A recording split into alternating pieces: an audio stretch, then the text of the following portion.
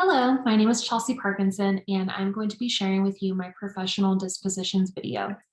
So I believe that during a class, it is important that the teacher's interaction with the student is very effective, it's encouraging and engaging. These are all characteristics that I believe lead to successful supportive learning. I think it's important that the student doesn't feel overwhelmed, doesn't feel alone, and feels very supported by the teacher by using motivating and encouraging words. I think teachers should be providing helpful additional resources such as additional study tools, the library, the Student Success Center, tutors, etc. It's just important that the student feels supported and not alone. I think it's also important that teachers reflect on their planning and practice of instruction so that they can look for ways to improve for future lectures or classes. I think it would be wrong for a teacher to give out a test and find out that all the students had failed and then that teacher does nothing about it. I think it's important that the teacher really reflects on, okay, what did I do wrong? Or how did I present the material? What do I need to change? I think the teacher needs to think of different strategies so the students can actually learn the material. I also think collaborating with other teachers is a really good, effective way of applying different strategies to the classroom. I've always believed that collaboration is key to any success, and I think it's a great tool to share ideas and thoughts with peers. That way, that teacher can get different perspectives on what to do moving forward. And lastly, I think professionalism is a key component to any job, especially an educator.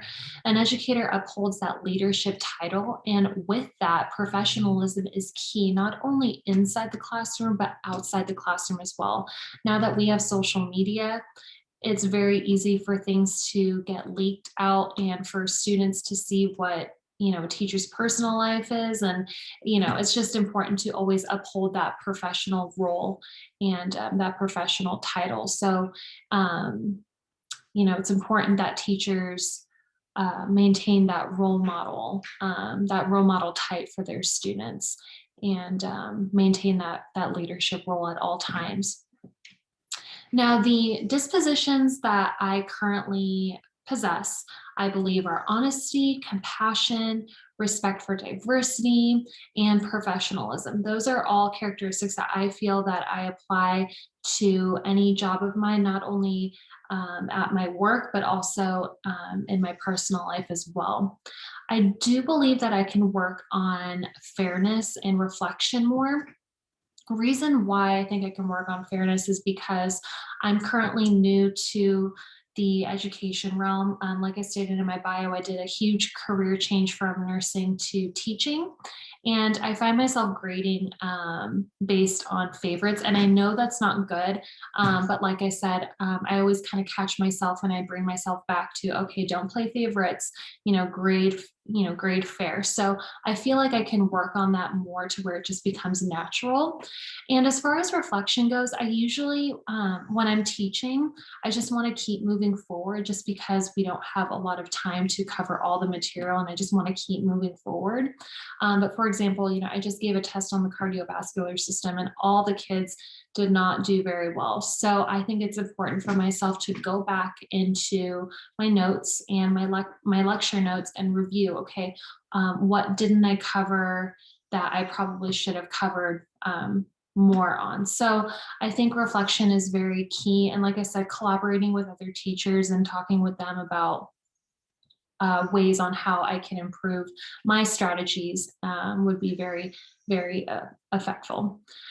And lastly, what effect could personal biases have on teaching and learning? So I personally believe that personal biases on teaching and learning should be avoided in the classroom. I feel like opinions about certain topics could be different to that of another student and could cause conflict. So I think it's important as educators that we maintain a healthy relationship, a healthy professional relationship with our students. And it would probably be best that personal biases be left outside the classroom with our friends and our family, just for the sake of maintaining a good, healthy, professional relationship with our students and also our coworkers as well. We want to maintain a good relationship with our coworkers. If an educator feels that he or she needs to share a personal opinion, then I think that opinion should be well thought out first before spilling it out there, and should be said with an open mind, by using positive communication with inside the classroom. But overall, I feel like personal biases could lead to a difficult turnout just because everybody has different opinions, and it could lead to issues inside the classroom, which overall does not support the success of the student, which should always remain the teacher's top priority. So that is it for my professional disposition. Thank you so much for taking the time to listen to what I have to say, and I will see you next video.